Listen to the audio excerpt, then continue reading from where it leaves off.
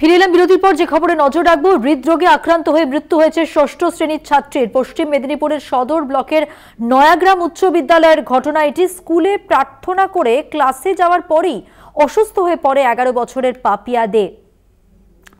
ঠিক কি হয়েছিল জানবো। আমাদের সঙ্গে টেলিফোন লাইনে রয়েছেন আমাদের প্রতিনিধি প্রসূন মুখোপাধ্যায়। প্রসূন, কি জানা যাচ্ছে? স্কুল কর্তৃপক্ষ কি বলছে? পরিবারের পক্ষ থেকে বা কি বলা হচ্ছে?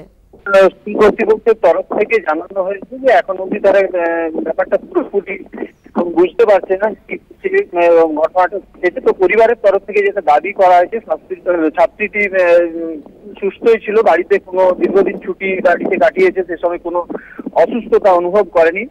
আজ সকালে স্কুলে আসে, 1 কিলোমিটার মতো সাইকেল চালিয়ে স্কুল আসে। স্কুলে এসে প্রার্থনায় যাওয়ার সময় হঠাৎ অসুস্থ হয়ে পড়ে। তার সহপাঠীরা স্কুল শিক্ষককে খবর দেয়। তড়িঘড়ি করে স্থানীয় এক ডাক্তারের কাছে নিয়ে যাওয়া হয়। নিয়ে গেলে সেখানেই নেই বলে ছাত্রীটি জানিয়ে দেওয়া হয়েছিল। পরবর্তী সময়ে কি কারণে ঘটনাটি ঘটছে এই জন্য মেদিনীপুর মেডিকেল কলেজ হাসপাতালের মর্গে পাঠানো হয়েছে। যতক্ষণ না রিপোর্ট আছে পুরোপুরি ক্লিয়ার নয় যে কোন থেকে ঘটনাটা ঘটেছে। ধন্যবাদ প্রসূন। কথা বললাম আমাদের প্রতিনিধি প্রসূন মুখোপাধ্যায়ের সঙ্গে।